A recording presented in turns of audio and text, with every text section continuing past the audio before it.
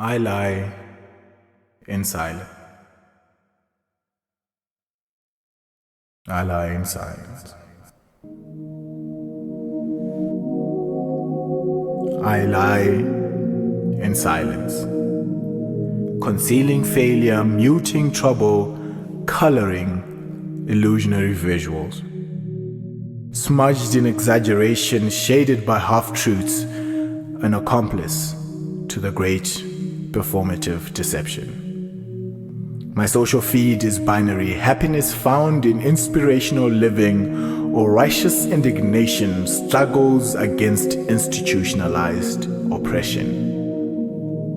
I hold the privilege of being the author of my own malay, my pain fashioned through my own comic creations, wallowing in self-pity, doubt, guilt, anger, shame, frustration. Negativity is my mind's obsession. Depression is a regular companion. Addiction is my secret affliction. I fantasize of a glorious future, daydream of an idealized version of self, one victorious, peaceful, inspirational, one far, far removed from the man in the mirror. Quiet on the treacherous journey to peace, enabling the conspiracy of tranquil bliss, laundering a sanitized persona, guilty as charged of distortive truth. I lie in silence. But when I speak, I fear my crush won't like my voice, or my girl won't like my voice. I fear my dad will shun his son. I seek solace in my expression. Each word, piercing silence, is a brick on the wall of fear that falls. But lately my inspiration is dimmed, the glimmer in my eye darkened, the bashfulness of my tone deserted. A writer's block mutes my words. I know why, and it pains my heart, full of contempt of my audience, seeing mortals clouded by politics and ego, suffocating creativity with expectation and apathy, hoping for human empathy. Each word I speak is a battle of will between faith and despair. I seek relief from restless anguish, trust in expression's respite. I hope to find peace, inner peace, as each word I speak finds a place of rest in your heart.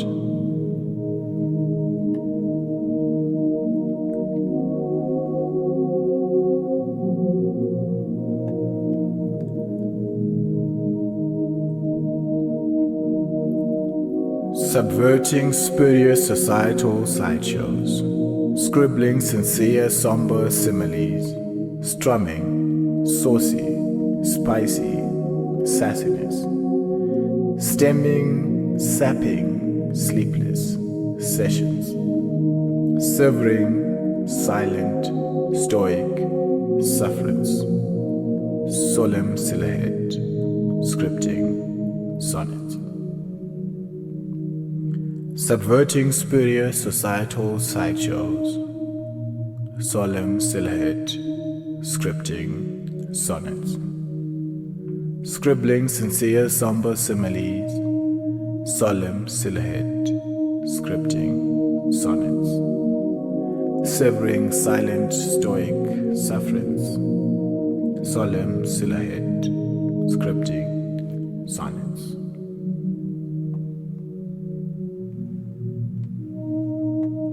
African voices are sometimes gorgeous, always unique, and them being heard will be glorious.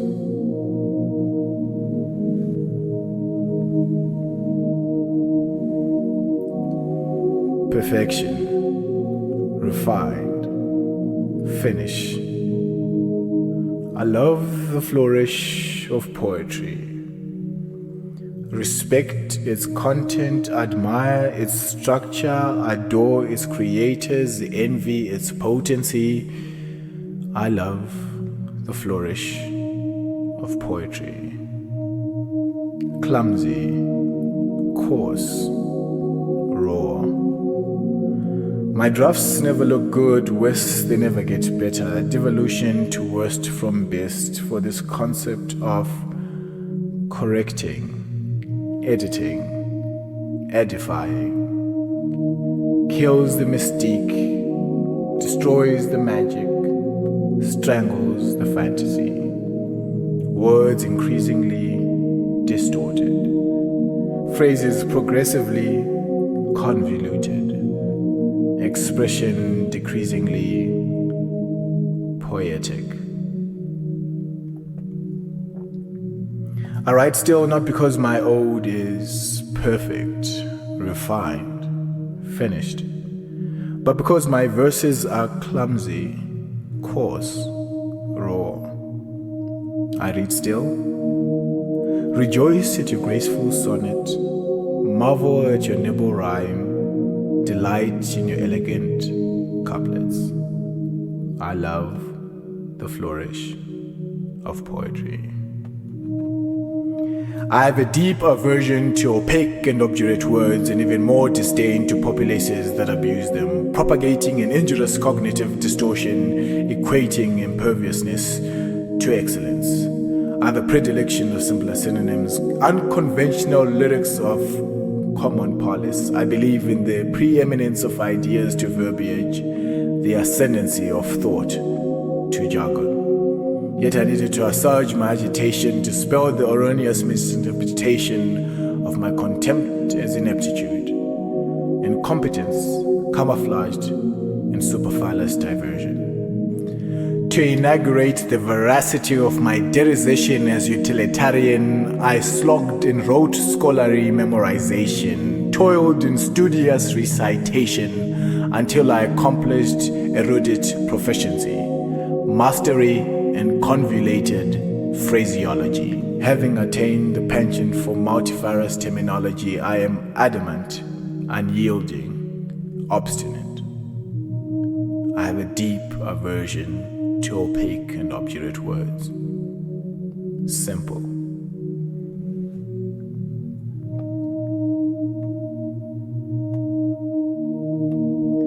I am not afraid of death.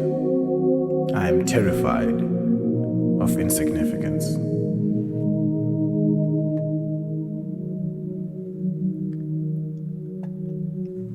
A thin line divides genius and lunacy, envy and inspiration. I am tethering on idiotic jealousy. Delusions of grandeur consume me, assessing my skill as mastery. Excellence courses through my veins, brilliance sprouts from my pen.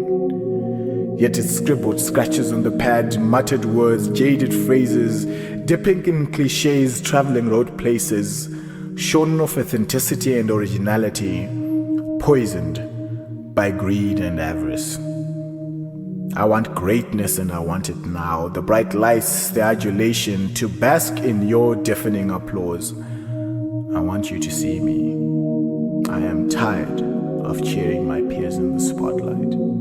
For you, my supporters, love me in the shadows. I need to shed my attachment to success. To reach the truth, profit proceeds. A philosopher would call it a catch-22. My ego says I am Kendrick Lamar, penning Section 80. You see, too much of your art is pretty. Metaphors and similes in cursive, lines deliberately drawn, colors fitting neatly within. I am but battling the temptation of acting a persona, embracing the vulnerability of personality, for there is comfort in conformity and awkwardness in real identity. Conversation inadequate to vocalize the overwhelming chatter of internal dialogue. Your words and phrases, pretty as they may be, do nothing for the ugliness I see. I am but bark and branches, coarse, dull, and generic. until poetry comes, chipping away at my edges, carving open my emotions, distinct singularity found in art, pouring out.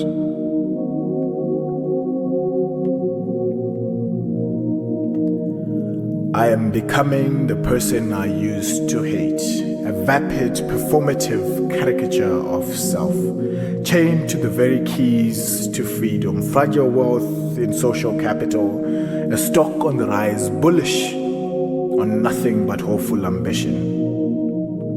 Someone told me my profile looked well put together, and I hated it. I don't have my shit together.